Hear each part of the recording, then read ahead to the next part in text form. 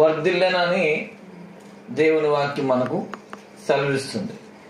మరి ఒక మనిషి వర్ధిల్లాలి అనేది చాలా ముఖ్యం అన్నమాట. వర్ధిల్లడం అంటే ఒక మంచి స్థాయిలో మనం ఉండడం. వర్ధిల్లడం అంటే ఒక ఉన్నతమైన స్థాయిలో మనం ఉండడం.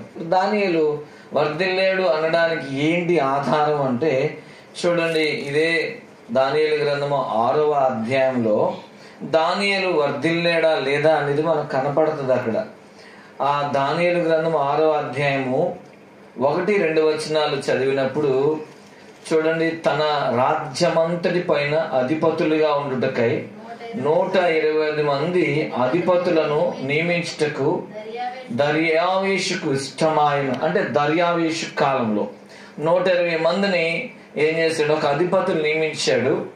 వారి పైన 3 ప్రధానులు అన్నమాట. ఆ 120 దేశం మొత్తం మీద 120 మంది అధిపతులు ఉంటారు.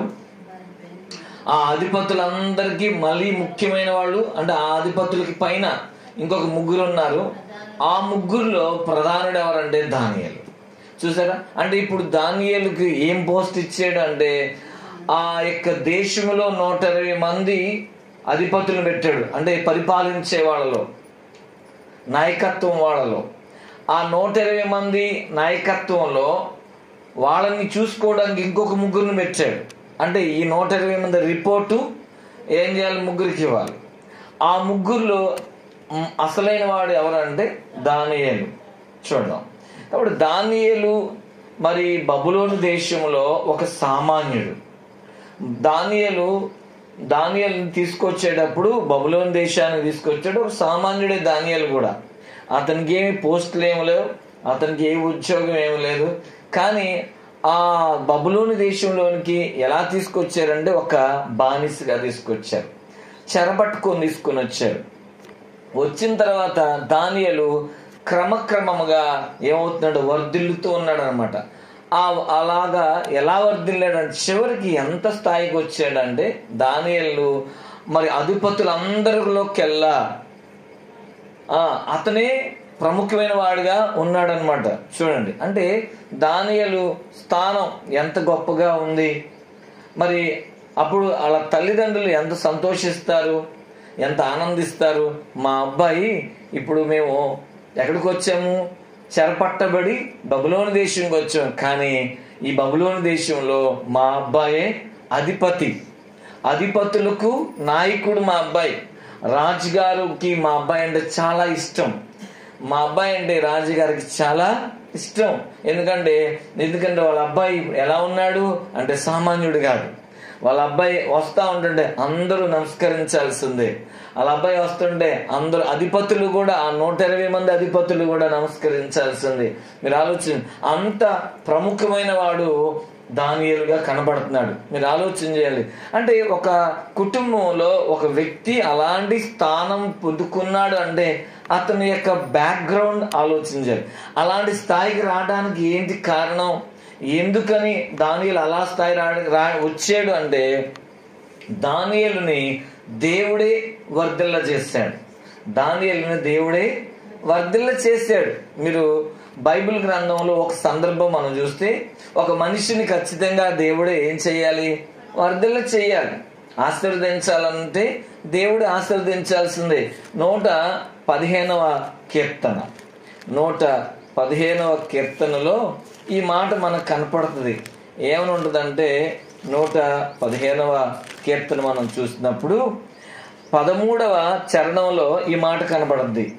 13, 14 చరణాలు, పిన్నలనేమి పెద్దలనేమి తన యందు భయభక్తులు గల వారిని యెహోవా ఆశీర్వదించును. యెహోవా మిమ్మును మీ పిల్లలను వృద్ధి పొందించును. మిమ్ములను మీ పిల్లలను వృద్ధి పొందించును అని రాయబడి. చూసారా? కాబట్టి ఇక్కడ దానియేలుని వృద్ధి పొందించాడు దేవుడు, దానియేలుని అభివృద్ధి పరిచాడు దేవుడు, దానియేలుని ఆశీర్వదించాడు దేవుడు. కాబట్టి మనం గమనించాలి. అంటే దేవుడు ఏం చేస్తాడు అంటే వృద్ధి పొందిస్తాడు, దేవుడు అభివృద్ధి పొందిస్తాడు. దేవుడు క్రమక్రమంగా చూడండి, మరి ఇస్సాకు విషయంలో కూడా అలాగే కనబడుతుంది. 26వ అధ్యాయం ఆదికాండంలో 15వ వచనం చూస్తే, అతడు మిక్కిలి గొప్పవాడు అగు వరకు క్రమక్రమముగా అభివృద్ధి పొందుచు వచ్చెను. అంటే దేవుడే దానియేలుని, దేవుడే అలాగే అబ్రహాముని, ఇలాగ దేవుడి ప్రతి ఒక్క దేవుని పిల్లలందరినీ కూడా ఏం చేస్తాడు అంటే వృద్ధి పొందిస్తాడు. ఆయన నమ్మిన వాళ్ళందరినీ అభివృద్ధి పొందిస్తాడు. ఆయన నమ్మిన వాళ్ళందరినీ ఏం చేస్తాడంటే వృద్ధిలోకి తీసుకొస్తాడు. అయితే మరి మానవుడు కూడా మరి కష్టపడతాడు, పని చేసుకుంటాడు, అన్నీ చేస్తాడు. మంచిదే, మనం కష్టపడతాం, పని చేస్తాం, అన్నీ చేస్తాం. అంటే డబ్బు సంపాదించవచ్చు, వ్యాపారాలు ఉండొచ్చు, కోటీశ్వరులుగా ఉండొచ్చు. కానీ వాటన్నిటిని అనుభవించే భాగ్యం కూడా కావాలి. అనుభవించే భాగ్యం కూడా ఉంటే నీకు సంతోషం, లేకపోతే సంతోషం ఏమీ లేదు. కాబట్టి మనం ఒకసారి ఆలోచించాలి. అందుకని దానియేలు జీవితంలో దానియేలుని దేవుడు వృద్ధి పొందించాడు. అందుకని ప్రసంగి గ్రంథంలో కూడా ఏమనుంటుందంటే, ప్రసంగి గ్రంథంలో మనం చదివితే అక్కడ ఈ మాట మనం కనపడుద్ది. ప్రసంగి గ్రంథం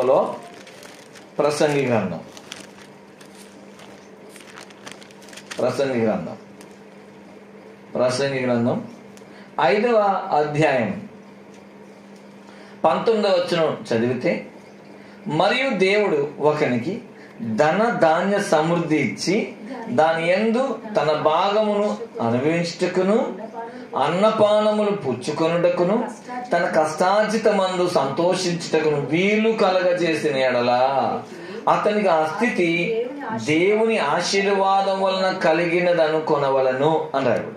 అంటే ప్రపంచంలో చాలా మందికి ఆస్తులు ఉంటాయి, ఐశ్వర్యాలు ఉంటాయి, ధనధాన్యాలు ఉంటాయి. కానీ దాన్ని అనుభవించే భాగ్యం అందరికీ దక్కదంట. దాన్ని అందరూ అనుభవించలేరంట. సంపాదించేది ఒకళ్ళు, తినేది ఇంకొకళ్ళు ఉంటారు. ఒకళ్ళు సంపాదిస్తే ఇంకొకళ్ళు తింటారు. చూడండి, అంటే వాళ్ళ పిల్లలు కూడా తినరు, వాళ్ళు వేరే వాళ్ళు తినాల్సి వస్తుంది అనమాట. చూడండి, ఆలోచన చేయండి. కష్టపడతారు, సంపాదిస్తారు, కానీ వాళ్ళు తినలేని పరిస్థితులు కూడా ఉంటాయి. మరి ఈరోజు మనం వాక్యాన్ని ఒకసారి గమనించినట్లయితే, దేవుడు ఒక వ్యక్తిని వృద్ధి పొందించినప్పుడు ఆ స్థాయిలో తాను సంతోషంగా ఉండాలి. అదేవిధంగా నిన్ను వృద్ధి పొందించినా కూడా నీ యొక్క ఉద్యోగం, వ్యాపారం, చదువు, అలాగే అన్ని చేతి వృత్తులు అన్నిట్లో నిన్ను వృద్ధి పొందిస్తాడు ఆయన. ఎందుకంటే నీ కష్టార్జితాన్ని ఆయన ఆస్వాదిస్తాడు. కాబట్టి మరి నువ్వు అలాగా వృద్ధి పొందిన తర్వాత, ఆ వృద్ధిలోకి వచ్చిన తర్వాత నువ్వు దానిని ఏం చేయగలగాలి? అనుభవించగలగాలి, దానిలో సంతోషాన్ని చూడగలగాలి. అది భాగ్యం అన్నమాట. మరి దానియేలు మరి దాని జీవితంలో ఆ విధమైన సంతోషాన్ని అనుభవించాడు. ఎందుకంటే దానియేలు తనకు తానుగా పైకి రాల. దానియేలుని ఎవరు పైకి తీసుకొచ్చారు అంటే దేవుడు తీసుకొచ్చాడు. తనకు తానుగా పైకి వస్తే సంతోషం ఉండదు, కానీ దేవుడు తీసుకొస్తే ఖచ్చితంగా దేవుడు దానిలో ఏమిస్తాడు తెలుసా? సంతోషాన్ని ఇస్తాడు. అది అనుభవించగలుగుతాడు అనమాట.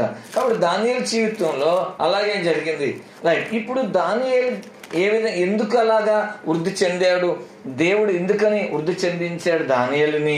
మరి అక్కడ చాలా మంది ఉన్నారు కదా యూదులు, అందరినీ ఆ విధంగా వృద్ధి పొందలేకపోయారు. కానీ దానియేలు ఒక్కడే వృద్ధి ఎందుకు పొందాడు అనేది ఒక ప్రశ్న. ఎందుకంటే చెరలోకి చాలా మంది వచ్చారు. చాలా మందిని బంధించి ఈ బబులోను దేశపు రాజు ఆ యెరూషలేములోకి యుద్ధానికి వెళ్ళి మరి ఎక్కడున్న యవనస్తులందరినీ చాలా మందిని బంధించి తీసుకుని వచ్చాడు కదా.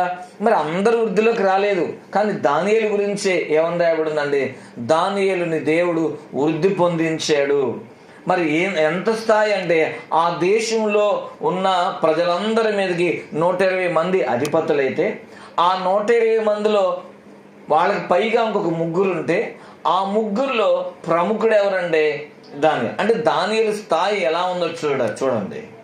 మరి అలాంటి స్థాయికి రావడానికి, దానియేలుని దేవుడు ఆశీర్వదించడానికి, ఆ స్థాయికి తీసుకెళ్ళడానికి ఏంటి కారణం అంటే దానియేలుకున్న లక్షణాలే కారణం, దానియేలుకున్న గుణాలే కారణం. ఏంటి గుణాలను చూస్తే మరి ఒక 8 గుణాలు ఉన్నాయి.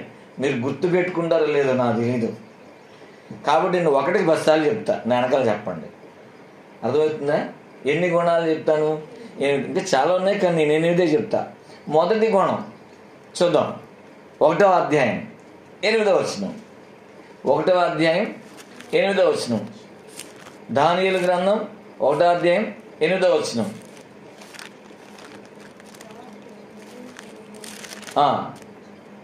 ఏమని రాయబడింది అక్కడ? రాజు భుజించు భోజనమును పానమును చేయు ద్రాక్షారసమును పుచ్చుకొని తన్ను అపవిత్రపరచుకొనకూడదని దానియేలు ఉద్దేశించి తాను అపవిత్రుడు కాకుండానట్లు వాటిని పుచ్చుకొనకుండా సెలవిమ్మని నపంసుకుల అధిపతిని వేడుకొనెను అని రాయబడింది.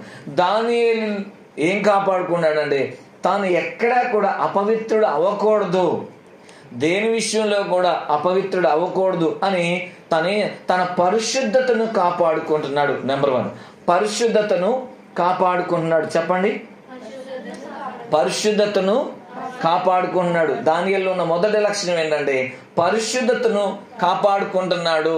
మరి దానియేలు ఏమన్నా ప్రత్యేకమైన ఊర్లో ఉన్నాడా, మరి జనాల మధ్యలో లేడా అంటే జనాల మధ్యలోనే ఉన్నాడు.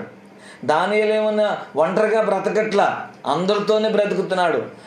అన్ని రకాల ప్రజలు ఉన్నారు దానియేలు చుట్టూరు, వాళ్ళందరి మధ్యలో ఉన్నాడు. వాళ్ళందరి మధ్యలోనే జీవించాలి. మీరు ఆలోచించి, కానీ అందరి మధ్యలో జీవించిన అందరికిలాగా లేడు. అందరి మధ్యలో జీవించిన అందరికిలాగా లేడు. దానియేలు ఎలా ఉన్నాడంటే ప్రత్యేకంగా ఉన్నాడు. అందరి మధ్యలో ఉన్నా కూడా అన్నీ తినడానికి ఇష్టపడట్లా, అన్నీ తాగడానికి ఇష్టపడట్లా, అన్నీ చూడడానికి ఇష్టపడట్లా, అన్నీ చేయడానికి ఇష్టపడట్లా. ఎందుకనంటే కొన్నిటిని చేయడం ద్వారా ఏమవుతుంది, అపవిత్రం అవుతాం మనం. కొన్నిటిని చూడడం ద్వారా, కొన్నిటిని తినడం ద్వారా, త్రాగడం ద్వారా ఏం జరుగుద్ది, అపవిత్రత అనేది వస్తుంది. మీరు ఆలోచన, లోకంలో అన్నీ పెట్టాడు దేవుడు, కానీ మంచి చెడు అని పెట్టాడు కదా. మంచి ఉంది, చెడు ఉంది. చెడేంటో నీకు తెలుసు, చెడుని నువ్వేం చేయకూడదు, దాన్ని తాకకుండా ఉండే చాలు. అపవిత్రమైనది ఏదో నీకు తెలుసు, అపవిత్రమైన దాన్ని దేవుడే చెప్పాడు మంచి చెడు అని రాయబడింది. కాబట్టి ఆ చెడు విషయంలో నువ్వు జాగ్రత్త కలిగి ఉండడం చాలా ముఖ్యం. చెడు అనేది ఉండదు, మనల్ని మనం ఏం చేయకూడదు, అపవిత్రపరచుకోకూడదు. ఏ విషయంలో కూడా చాలా జాగ్రత్తగా గమనించాలి. మనల్ని మనం గమనించుకోవాలి. ఇది నేను చేయదగిందేనా? పౌలు అంటాడు అన్నీ చేయదగినవి కాదు అంటాడు. నాకు అన్నీ చేయడానికి స్వతంత్రం ఉంది, కానీ అన్నీ చేయదగినవి కాదు. అంటే నువ్వు ఏది పడితే అది చేయడానికి ఏం అవకాశం లేదు. ఎందుకు? కారణం ఏంటి అంటే నీవు ముద్రించబడ్డావు. ఇది గుర్తుపెట్టుకోవాలి. నువ్వు దేవుని చేత ఏమైపోయాం, మనం ముద్రించబడ్డాం. మనం అందుకోసమే అన్నీ చేయదగినవి కాదు. నువ్వు ఒకవేళ నువ్వు ముద్రించబడకపోతే నీ ఇష్టం, నువ్వు ఏది చేసినా ఏముండదు. అయితే ఒకరోజు మాత్రం దేవుని దగ్గర తీర్పులో నిలబడాలి, అది మాత్రం వాస్తవం. అందుకనే ఒక మాట కనబడితే ప్రసంగి గ్రంథంలో ఏమని ఉంటుందంటే, యవనుడా నీ యవన కాలం ముందు నీ మనసుకి ఇష్టం వచ్చినట్లుగా ప్రవర్తించు, కానీ నువ్వు ఒకరోజు ఎక్కడ నిలబడాలి, దేవుడు తీర్పులోకి నువ్వు తేబడతావు. అంటే నీకు ఎలాగైతే చేయాలనుకున్న చెయ్యి, కానీ ఒకరోజు మాత్రం ఏం జరుగుతుంది అంటే తీర్పు అనేది ఒకటి ఉంది, అక్కడ తప్పించుకోలేవు. ఇక్కడ నా ఇష్టము, నేనేదైనా చేయొచ్చు అని నువ్వు అనుకోవచ్చు. సరే, ఎంతకాలం అలాగే నీ ఇష్టాన్ని కొనసాగుతావు, కానీ ఒకరోజు దేవుడు అన్నాడు నువ్వు తీర్పులోకి వస్తావు, జాగ్రత్త అని రాయబడి. కాబట్టి ఈరోజు వాక్యం వింటున్నా మనం ఆలోచన చేయాల్సిన విషయం ఏంటంటే, ఎందుకంటే ఇక్కడ దానియేలు ఏమి కాపాడుకున్నాడంట, పరిశుద్ధతను కాపాడుకుంటున్నాడు. ఏం కాపాడుకున్నాడు? అపవిత్రమైనది ఏది తినడానికి తాగడానికి ఇష్టపడట్లేదు. ఏది తినకూడదో ఏది తాగకూడదో తను ఆ విషయాల్లో జాగ్రత్త పడుతున్నాడు. ఎందుకంటే అన్నిట్లో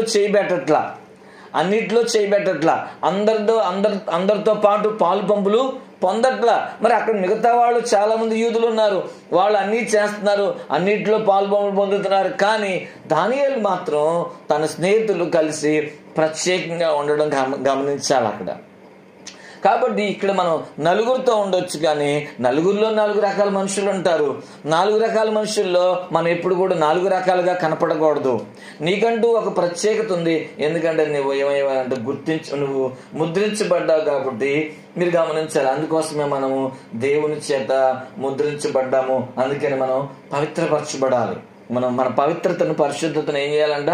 కాపాడుకోవాలి. అందుకనే పేతురు రాసిన మొదటి పత్రికలో 1వ అధ్యాయం 14వ వచనం చదివితే అక్కడ రాయబడిన మాట ఏంటంటే, నేను పరిశుద్ధుణ్ణి అంటాడు ఆయన. నేను పరిశుద్ధున్నై ఉన్నాను కనుక మీరును పరిశుద్ధులై ఉండుడని వ్రాయబడి ఉన్నదని అని రాయబడి. అంటే పేతురు మరి ఓల్డ్ టెస్ట్మెంట్, పాత నిబంధనలో దేవుడు తన ప్రజలతో చెప్పిన మాటను ఇక్కడ ఇస్తున్నాడు. అంటే దేవుడు ఏమై ఉన్నాడు? పరిశుద్ధుడు. అమ్మా, దేవుడు ఏమై ఉన్నాడంట? పరిశుద్ధుడు. కాబట్టి ఆ పరిశుద్ధతను ఏం చేయాలి? కాపాడుకోవాలి. కాబట్టి ఏది చేయదగిందో కాదో అది గమనించి చేయాలి తప్ప ఏది పడితే అది చేయటానికి, ఏది పడితే అది తినడానికి మనం తగమంట. అందుకనే ఇక్కడ ఎఫ్ఎస్సి పత్రిక చూద్దాం, ఏమని రాయబడిందంటే, ఎఫ్ఎస్సి రాసిన పత్రిక 5వ అధ్యాయము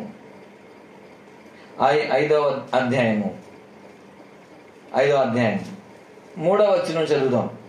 మీలో చారత్వమే గాని, ఏ విధమైన అపవిత్రతయే గాని, లోభత్వమే గాని వీటి పేరైనను ఎత్తకూడదు, ఇదే పరిశుద్ధులకు తగినది. అటు పేర్లు కూడా మనం వాడకూడదు అండి. ఆమె ఇలా తిట్టిందండి అని నువ్వు తిట్టకూడదు, తిట్టి చెప్పకూడదు. నువ్వు తిట్టట్లా, కానీ ఆమె తిట్టిన పదాన్ని నువ్వు పలుకుతున్నావు, పలకూడదు. అది నీకు తగదది. వాళ్ళు తిట్టారనుకో, తిట్టింది అంత వదిలిపెడే. అంతేగాని ఆమె ఇలా తిట్టింది అని నువ్వు ఆ తిట్టిని చెప్పావంటే నువ్వేం చేస్తున్నావు? నువ్వు తిట్టట్లేదు అనుకుంటున్నావు, కానీ ఆ పదాన్ని పలుకుతున్నావుగా, ఆ మాటలు పలుకుతున్నావుగా. కాబట్టి మనకు తెలియకుండానే మనం ఏమవుతున్నాం? అపవిత్రతలు అవుతున్నాం అనమాట. ఇది గమనించుకోవాల్సిన విషయం అనమాట. అంటే అందుకని అంటున్నాడు, వాటి పేరైనను మనం ఎత్తకూడదంట. ఇది గమనించుకోవాల్సిన విషయం. అందుకని మనం జాగ్రత్త పడాలి. ప్రభు పరిశుద్ధుడు కాబట్టి మనం కూడా పరిశుద్ధత కలిగి ఉండాలి. రెండోది ఏంటో తెలుసా? దానియేలుకున్న 2వ లక్షణం. మొదటి లక్షణం ఏంటంటే పరిశుద్ధతను కాపాడుకొనుట. ఏం చెప్పండి? పరిశుద్ధతను కాపాడుకొనుట. రెండోది ఐక్యత కలిగి ఉన్నాడు. ఎవరితో? సహోదరులతో ఐక్యత. తనకొక కమ్యూనిటీ ఉంది, తనకొక స్నేహితులు ఉన్నారు, తనకొక చిన్నపాటి గుంపు ఉంది, ప్రార్థనా గుంపు ఉంది. వాళ్ళతో ఎలా ఉంటాడంటే ఐక్యత కలిగి ఉంటాడనమాట. మరి ఏదైనా సమస్య వస్తే వాళ్ళతో పంచుకొని దాని గురించి ప్రార్థన చేసుకోవడం, దాని విషయంలో జయం పొందుకోవడం చేస్తాడు దానియేలు. అందుకని మరి ఒకరోజు అలాగే సమస్య వచ్చింది. మరి రాజుగారికి ఒక కళ వచ్చింది, ఆ కళ మర్చిపోయాడు, దాని భావం కూడా తెలియదు. మరి అక్కడున్న రాజుగారి దగ్గర ఉన్న శకునగాండ్లు ఉన్నారు, రాజుగారి దగ్గర ఉన్న మరి జ్యోతిష్కులు అందరూ ఉన్నారు. ఎవరు చెప్పలేకపోతారు. అందరూ ఏమంటారంటే, మీరు కళ చెప్పండి రాజుగారు, ఖచ్చితంగా మేము కళ భావాన్ని చెప్తామంటే, అసలు కళే గుర్తుంటే ఈ బాధ ఎందుకు? కళ గుర్తు లేదని మర్చిపోయాను, కళ చెప్పండి, కళ భావం చెప్పండి అంటే రాజుగారు విసుగు చెంది వాళ్ళు ఏమంటాడంటే, మిమ్మల్ని అందరిని చంపేస్తాను అంటాడు. మిమ్మల్ని అందరిని నేను చంపేస్తాను అంటే ఆ చంపే వాళ్ళ లిస్టులో దానియేలు పేరు కూడా ఉంటుంది. అప్పుడు దానియేలు ఏం చేశాడంటే చూద్దాం, 2వ అధ్యాయము 17వ వచనం చదివితే, అప్పుడు దానియేలు తన ఇంటికి పోయి తన స్నేహితులైన హనన్యాకును, మిషాయేలుకును, అజర్యాకును సంగతి తెలియజేసి, తానును తన స్నేహితులను బబులోన్లో తక్కిన జ్ఞానులతో కూడా నశింపకుండానట్లు ఆ కళ యొక్క మర్మం విషయంలో పరలోకమందున్న దేవుని వలన కటాక్షం పొందనిమిత్తమై ఆయనను వేడుకొనుడని వారిని హెచ్చరించెను. అంటే తన ఫ్రెండ్స్ దగ్గరికి వెళ్ళాడు, స్నేహితుల దగ్గరికి వెళ్ళాడు. అదిగో మనకు ఒక సమస్య వచ్చింది. ఏంటి సమస్య? రాజుగారికి ఒక కళ వచ్చిందంటే ఆయన మర్చిపోయాడు. మరి ఆ కళ చెప్పాలి, కళ భావం చెప్పాలి, చెప్పకపోతే చంపేస్తాడంట. ఎందుకనంటే అదిగో శకునగాండ్లు, జ్యోతిష్కులు అందరూ చెప్తారు, వాళ్ళతో పాటు మనల్ని కూడా చంపేస్తాడు. కాబట్టి మనం ప్రార్థన చేద్దాం. మన దేవుడు గొప్పోడు, ఈ కళలను చెప్పగలుగుతాడు, దాని భావాన్ని చెప్పగలిగే సమర్థుడు ఆయన ఒక్కడే. ఎందుకంటే కళలు ఇచ్చేది ఆయనే, భావాలు కూడా తెలియజేసేది కూడా ఆయనే. కాబట్టి ఆయనకు మొరపెడదాం అని తన స్నేహితులతో కలిసి ప్రార్థన చేయడం ప్రారంభిస్తున్నాడు. ఇప్పుడు ఏంటి దానియేలులో ఉన్న లక్షణం? కలిసి ప్రార్థించడం.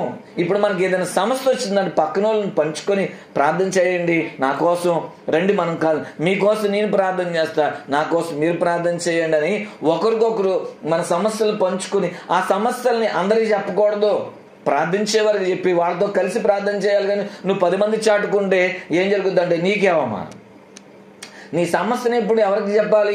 దేవుని ఆత్మ కలిగిన వాళ్ళకి మాత్రం చెప్పగలిగితేనే వాళ్ళు అర్థం చేసుకోగలుగుతారు తప్ప అందరికీ చెప్తే అర్థం చేసుకోగలరు. ఏమంటారు?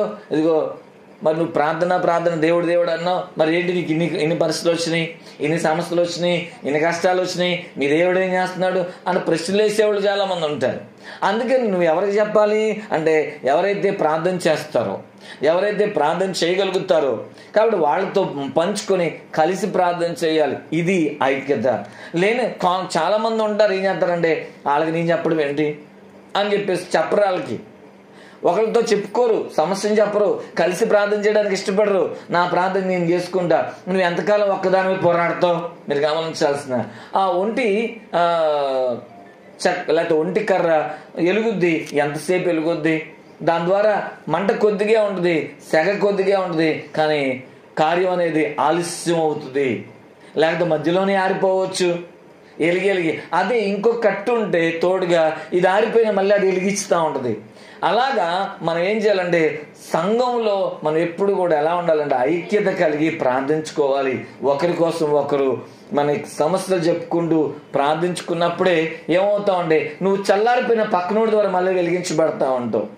నువ్వు ఒకవేళ వాడు చల్లారిపోతున్నా నీ వేడితో వాడు కూడా వెలిగించబడతా ఉంటారు. అందుకని మనకేం కావాలంటే ఐక్యత చాలా ముఖ్యం. అందుకనే 133వ కీర్తనలో ఏముందంటే సహోదరులు ఐక్యత కలిగి నివసించుట ఎంత మేలు అని రాయబడింది. అంటే ఐక్యతలో మేలుందనమాట, ఐక్యతలో మేలుంది. సహోదరులు ఐక్యత కలిగి నివసించుట ఎంత మేలు, ఎంత మనోహరము అని అక్కడ రాయబడింది.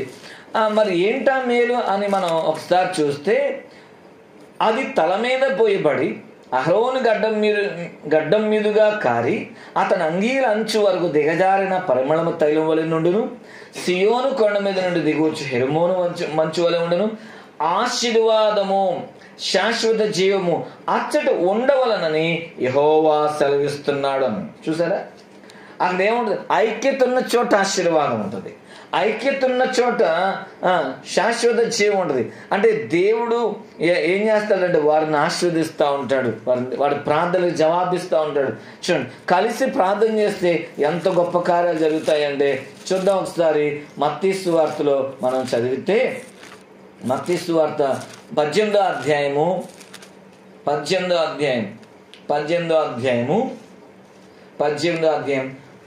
వచనాన్ని మనం చదివినప్పుడు, భూమి మీద మీరు వేటిని బంధింతురో అవి పరలోకమందును బంధింపబడును, భూమి మీద మీరు వేటిని విప్పుదురో అది పరలోకమందును విప్పబడను మీతో చెప్పుచున్నాను. మరియు మీలో ఇద్దరు తాము వేడుకొను దేని గూర్చి అయినను భూమి మీద ఏకీవించిన ఎడల అది పరలోకమందు నా తండ్రి వలన వానికి దొరుకునని మీతో చెప్పుచున్నాను. చూసారా, ఇద్దరు ఏకీవించి ప్రార్థన చేస్తే, భూమి మీద ఏకీవించి ప్రార్థన చేస్తే ఆ ప్రార్థన ఎవరు విని జవాబిస్తాడంట? దేవుడు విని వాళ్ళకి జవాబిస్తాడంట.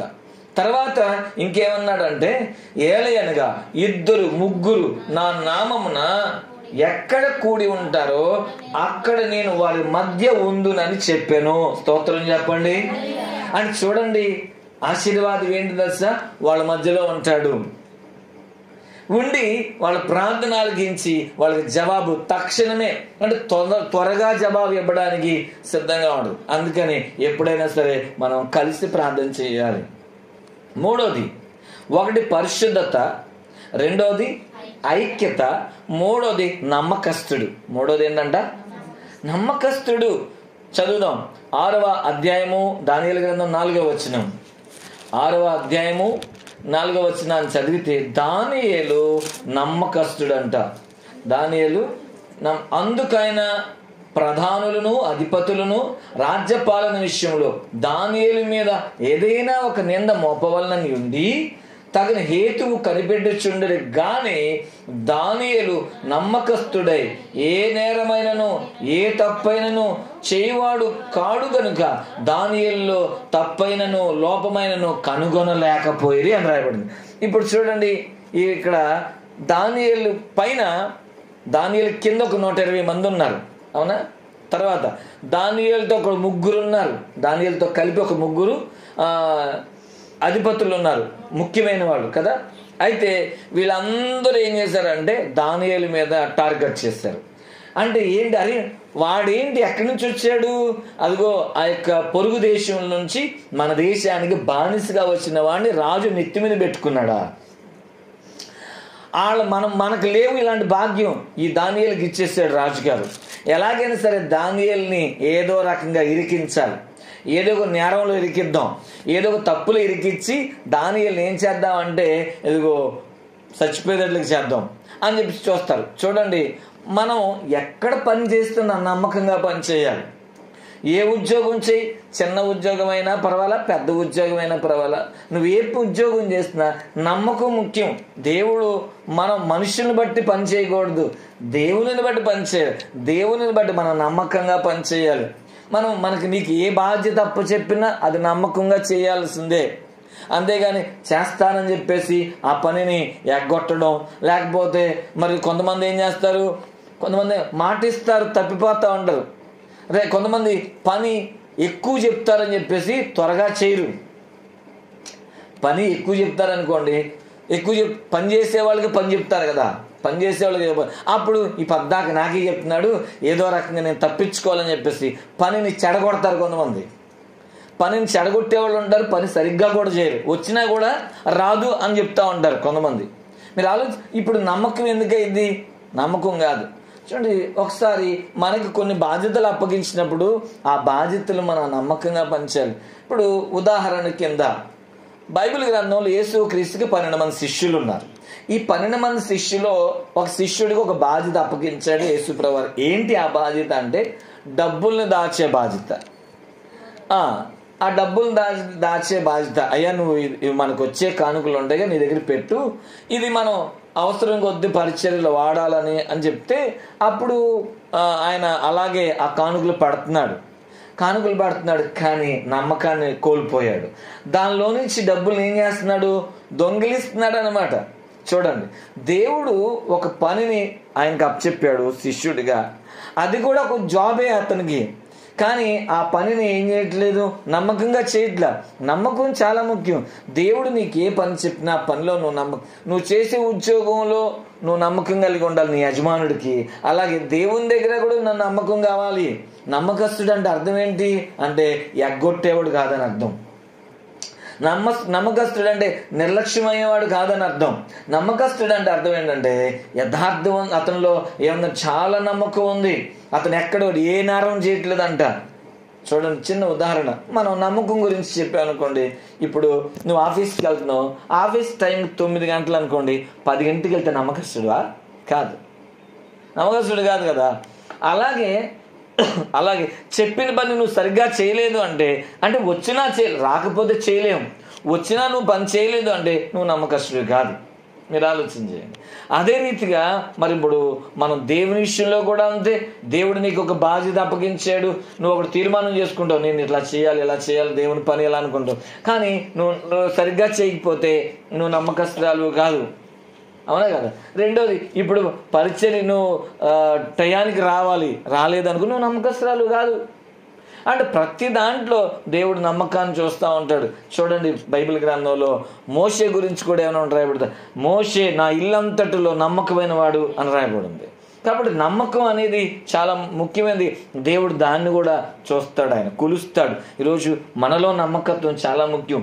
నీకు ఏ పని అప్పగించినా, మన మందిరంలో పరిచర్యలో పని అప్పగించినా, నువ్వు బయట ఉద్యోగంలో నువ్వు ఉద్యోగం చేస్తున్నా కూడా ప్రతి దాంట్లో నమ్మకంగా. దానియేలు రాజుగారి దగ్గర ఉద్యోగస్తుడు, కానీ నమ్మకంగా పనిచేస్తున్నాడు.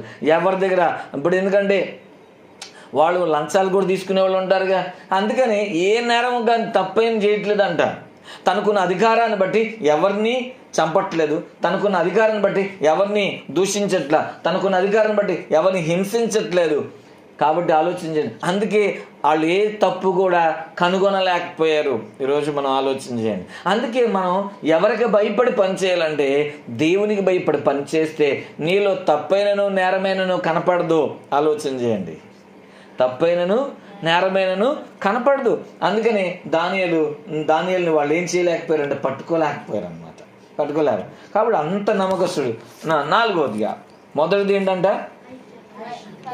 పరిశుద్ధత, 2 ఐక్యత, 3 నమ్మకస్తుడు, 4 ప్రార్థనాపరుడు. 4వది ఏంటి? 6వ అధ్యాయం 10వ వచనం చదవండి. 6వ అధ్యాయం 10వ వచనం ఏమని రాయబడింది అక్కడ? ఇట్టి శాసనమును సంతకము చేయబడిన దానియేలు తెలుసుకొనినను అతడు తన ఇంటికి వెళ్ళి యథాప్రకారంగా అనుదినము ముమ్మారు మోకాళ్ళుని తన ఇంటిపై గది కిటికీలు యెరూషలేము తట్టు తెరవబడి ఉండగా తాను దేవునికి ప్రార్థించుచు ఆయనను స్తుతించుచు వచ్చానని రావడం. అంటే దానియేలు చూడండి, ప్రతిరోజు ఏం చేయడం అనట్లా? ప్రార్థన చేయడం అనట్లా. ఇది చాలా ముఖ్యమైనది. ఏం చేయడం అనట్లేదంట? ప్రార్థన చేయడం అనట్లా. ఈ ఆలోచన చేయండి. ఇప్పుడు ఎంత ప్రార్థన చేస్తున్నాడు కదా దానియేలు. ఎలాంటి ప్రార్థన అంట? మామూలు మోకాళ్ళ ప్రార్థన చేస్తున్నాడు దానియేలు. ఎలాంటి ప్రార్థన చేస్తున్నాడంట? మోకాళ్ళ ప్రార్థన చేస్తున్నాడు. ఇప్పుడు మోకాళ్ళ ప్రార్థన చేసే దానియేలుకు ఒక పెద్ద సమస్య వచ్చింది. ఏంటి ఆ సమస్య అంటే, దానియేలుని వాళ్ళు టార్గెట్ చేశారు కదా. ఇప్పుడు ఏంటి అంటే, వీళ్ళందరూ కలిసి కుట్ర పన్నారు. ఏమని కుట్ర? రాజుగారికి ఒక విన్నపం చేశారు. రాజా నీ దగ్గరికే వచ్చి ఎవరైనా వాళ్ళ సమస్యలు చెప్పుకోవాల్సిందే, ఇంకెవరి దగ్గర చెప్పకూడదు అని ఒక శాసనాన్ని తయారు చేయమన్నాడు. చూద్దాం 6వ అధ్యాయం 7వ వచనాన్ని చూస్తే, రాజ్యపు ప్రధానులు, సేనాధిపతులు, అధిపతులు, మంత్రులు, సంస్థానాధిపతులు అందరూ కూడి, అంటే దానియేలు మీద కుట్ర చేసేవాళ్ళు ఎవరెవరు ఉన్నారంట? సేనాధిపతులు ఉన్నారు, అధిపతులు ఉన్నారు, మంత్రులు ఉన్నారు, సంస్థానాధిపతులు. అంటే వీళ్ళందరికన్నా హై రేంజ్ లో ఉన్నాడు దానియేలు. వీళ్ళందరికన్నా హై రేంజ్ లో ఉన్నారు. అందుకని వీళ్ళందరూ కుట్ర పంపుతున్నారు అనమాట. రాజుగారి దగ్గరికి వచ్చారు. వచ్చి ఏం చెప్తున్నారు చూడండి. రాజుకు ఖండితమైన చట్టము స్థిరపరిచి దానిని శాసనముగా చాటింపజేయనట్లు యోచన చేసి ఎట్లనగా, ఏంటి ఆ శాసనం? 30 దినముల వరకు. ఎన్ని రోజులు అంటే 30 days నీ యొద్ద తప్ప మరి ఏ దేవుని యొద్దనను మానవుని యొద్దనను ఎవడను ఏ మనవి చేయకూడదు. ఎవడైనా చేసిన ఎడల వాడు సింహముల గుహలో పడద్రోయబడును. అది 30 రోజులు ప్రార్థన చేయకుండా ఉండాలంట దానియేలు. ఎన్ని రోజులు? 30 రోజులు. ఇప్పుడు ఈ కష్టం ఎందుకు వచ్చింది దానియేలుకి? ప్రార్థన చేస్తున్నాడని. ఇప్పుడు కదా కష్టం ఎందుకు వచ్చింది దానియేలుకి? ప్రార్థన. ఎప్పుడు చూసినా ప్రార్థన ప్రార్థన ప్రార్థన ప్రార్థన. ఈ ప్రార్థన ద్వారానే జయం పొందుకుంటున్నాడు కదా. ప్రార్థన వల్లనే విజయాలు వస్తున్నాయి, ప్రార్థన వల్లనే ఒక ఉన్నతమైన స్థాయి వచ్చింది. అదే ప్రార్థన చేయకుండా చెయ్యాలి అని కుట్ర పన్నారనమాట. కుట్ర పని ఏం చెప్తున్నారు? ఎందుకంటే దానియేలు ఎక్కడ లొంగడు, ప్రార్థన దగ్గర లొంగిపోతాడు. కాబట్టి ఏం చేద్దాం అని చెప్పేసి వాళ్ళు రాజుగారి దగ్గరికి వచ్చి ఏం చెప్తున్నారంటే, 30 రోజులు అయ్యా రాజా, ఎవ్వరు ఏ దేవునికి ఏ మానవుడికి వాళ్ళ సమస్యలు చెప్పుకోకూడదు, నీ దగ్గరికి చెప్పాలి అంటే రాజుని దేవుడు చేసేసారు వాళ్ళు ఒక నెల రోజులు. ఇప్పుడు రాజుకు కూడా సంతోషమే కదా. అందుకని శాసనాన్ని ఓకే చేశాడు. ఎవరైనా ప్రార్థన చేస్తే, ఎవరైనా వాళ్ళ సమస్యలు ఇంకెవరికైనా చెప్పుకుంటే వాళ్ళు తీసుకెళ్ళి ఎక్కడ వేసేయాలంట? సింహభూమిలో వేసేయాలి. ఇది ఎంత కష్టం వచ్చింది చూసారా. సరే, ఇప్పుడు దానియేలు దాన్ని ఎలా తీసుకున్నాడు? ఛాలెంజ్గా తీసుకున్నాడు. ఎలా తీసుకున్నాడు? ధైర్యంగా తీసుకున్నాడు. నా దేవుడు సమర్థుడు. నిజమే, నా మీద కుట్ర పన్నారు. ఏంటా కుట్ర అంటే, నేను ప్రార్థన చేస్తే నన్ను తీసుకెళ్లి సింహభూమిలో పడేస్తే నేను చచ్చిపోయినా చచ్చిపోతా, నేను మాత్రం ప్రార్థన మాను. స్తోత్రం చెప్పండి. అందుకని ఇక్కడ చూడండి, ఇక్కడ ఏమని రాయబడిందంటే చూడండి 10వ వచనంలో, ఇట్టి శాసనము సంతకము చేయబడిన దానియేలు తెలిసి కొనినను. అంటే దానియేలు పక్కనే ఉంటాడు, రాజుగారి దగ్గరే ఉంటాడు. కాబట్టి దానియేలుకి తెలియకుండా ఏ శాసనం పుట్టదు, ఏ శాసనం రాదు. కాబట్టి తెలిసినను అతడు తన ఇంటికి వెళ్ళి, అంటే తనకు మరణం ఉందని తెలుసు కూడా ఏం చేస్తున్నాడు? యథాప్రకారముగా అనుదినము ముమ్మారు మోకాళ్ళుని ఏం చేస్తున్నాడు? ప్రార్థన చేసుకున్నాడు అంట. స్తోత్రం చెప్పండి. ఇప్పుడు చూడాలి, ఇప్పుడు ఉండదండి. ఇప్పుడు ఉండదు అసలైన నీకున్న ఆ భక్తి ఏంటో, నీకున్న ఆ యొక్క నిజమైన ప్రార్థనా పరుడు వాళ్ళది అక్కడ తెలిసిపోయింది. ఎప్పుడు నువ్వు నిజమైన ప్రార్థనా పరాలివి, ప్రార్థన పడవు. కష్టం వచ్చినప్పుడు కూడా నువ్వు నిలబడి ప్రార్థన చేస్తావే, అప్పుడు తెలుసు నీ ప్రార్థన సత్తా ఏంటో. అప్పుడు తెలుసు. ఉట్టప్పుడు కష్టం లేనప్పుడు, ఏం లేనప్పుడు నువ్వు ప్రార్థించడం గొప్ప కాదు. కష్టం వచ్చినప్పుడు నువ్వు ప్రార్థన చేయగలుగుతావు, అది గొప్పతనం. చూడండి ఏమండి, 2 కాళ్ళు బాగుండి చక్కగా ఆరోగ్యంగా ఉండి మోకరించి ప్రార్థించడం గొప్ప కాదు. నీ కాళ్ళు సరిగ్గా లేకపోయినా, బలహీనంగా ఉన్నా, అనారోగ్యంగా, అప్పుడు నువ్వు ప్రార్థన చేస్తావే, అది గొప్పది. అది శక్తి, అది నీ సత్తాన్ని చూపించేది, అది చూపించగలగాలి. ఇప్పుడు దానియేలుకి ఏంటి పరిస్థితి అంటే, చచ్చిపోతాడు దానియేలు మోకరిస్తే, చచ్చిపోతాడు దానియేలు ప్రార్థన చేస్తే. అయినా సరే నేను చావనన్నా చేస్తాను కానీ దేవునికి మొరపెట్టడం మాత్రం నేను మాన. స్తోత్రం చెప్పండి. అందుకని ఏం పర్వాలా, యథాప్రకారంగా 3 సార్లు మోకాళ్ళు ఉండి, రోజుకి 3 సార్లు, ఒకసారి కూడా కాదు, 3 సార్లు ప్రార్థన చేస్తున్నాడు. తెలిసిపోయింది, వెళ్ళి కంప్లైంట్ చేశారు దానియేలు గురించి. రాజుగారు కూడా చూశాడు. మరి ఏం చేస్తాడు, వేసాడు సింహభవనంలో. మీరు ఆలోచన చేయండి. కానీ సింహాలంట నోరు తెరవల. స్తోత్రం చెప్పండి. ఎవరిని చూస్తూ ఉండిపోయాయి, దానియేలుని చూస్తూ ఉండిపోయాయి. మీరు ఆలోచన. కానీ దానియేలు బయటకు వచ్చిన తర్వాత ఎవరైతే కుట్ర పన్నారో, ఎవరాళ్ళు, మంత్రులు ఉన్నారు, సేనాధిపతులు ఉన్నారు, అధిపతులు ఉన్నారు, వీళ్ళందరినీ తీసుకెళ్లి వాళ్ళ కుటుంబాలతో సహా, భార్యాభర్తలు, పిల్లలతో సహా ఆ పైనుంచి కింద పడేస్తే సింహాలంట కింద కూడా పడకుండా పిప్పు చేసి పడి తినేసినాయి. అంటే ఎంత ఆకలితో ఉన్నాయి ఆ సింహాలు. మరి దానియేలుని ఎందుకు తినలా? దానియేలుకి దగ్గరికి వచ్చేప్పటికి నోరెందుకు తెరవలేకపోయినాయి అంటే దానియేలు ప్రార్థన. స్తోత్రం చెప్పండి. ఈరోజు నీ మీద చాలా మంది కుట్ర పన్నే వాళ్ళు ఉండొచ్చు. ఎవరు కుట్ర పన్నా వాళ్ళ నోళ్ళు మూయిస్తాడని. వాళ్ళు ఎన్ని కుట్రలు పన్నా నీ ప్రార్థన మానకూడదు. వాళ్ళు ఎన్ని పరిస్థితులు చేసినా, ఎందుకంటే జయము నీదే అయింది. వాళ్ళు కుట్ర పంతారు కానీ కుట్ర పన్నేవాళ్ళు ఒకరోజు ఓడిపోతారు, కానీ ప్రార్థించేవాళ్ళు మాత్రం ఓడిపోరు. స్తోత్రం చెప్పండి. ప్రార్థించేవాళ్ళు ఎప్పుడు ఓడిపోరు, కానీ కుట్ర పన్నేవాళ్ళు, నిన్ను నాశనం చేయవలసిన వాళ్ళు, నీ వెనకాల గుంటలు తవ్వేవాళ్ళు, వాళ్ళు ఆ గుంటలో పడతారు. కానీ నువ్వు మాత్రం గుంటలోంచి పైకి వస్తావు కానీ గుంటలో ఉండవు. స్తోత్రం చెప్పండి. చూడండి, గమనించండి. యోసేపుని గుంట తవ్వి గుంటలో పడేశాడు, కానీ యోసేపు గుంటలో లేడు, కానీ యోసేపుని గుంటలోంచి బయటకు తీసుకొచ్చాడు దేవుడు. అర్థం చేసుకోండి. అదే యోసేపు దగ్గరికి వాళ్ళ అన్నలు ఎలా వచ్చారు చెప్పంటారా? ఆహారం కోసం వచ్చారు. మీరు ఆలోచన చేయండి. అంటే దేవుడు ప్రార్థించే వాళ్ళని ఎప్పుడు విడిచిపెట్టడు. అందుకే ఎట్టి పరిస్థితుల్లో నువ్వేం చేయడం మానకూడదంటే ప్రార్థించడం మానబాక. ఆలోచన. అందుకే ప్రార్థన శక్తి కలిగింది. ఎన్ని చెప్పాం? 4. నెంబర్ 1 మొదటిది ఏంటి మీరు గుర్తుపెట్టుకుంటే చూడాలి. 1 పరిశుద్ధత, 2 ఐక్యత కలిగి ఉన్నాడు, 3వది నమ్మకస్తుడు, 4వది ప్రార్థనాపరుడు. రైట్. 4వది ఏంటంట? 5వది చూద్దాం, దేవునిని సేవ చేసేవాడు. 5వది ఏంటంట? సేవ చేసేవాడు దేవుని. అందుకని చూద్దాం 6:22 ఏమైనా ఉంది అక్కడ. 6:22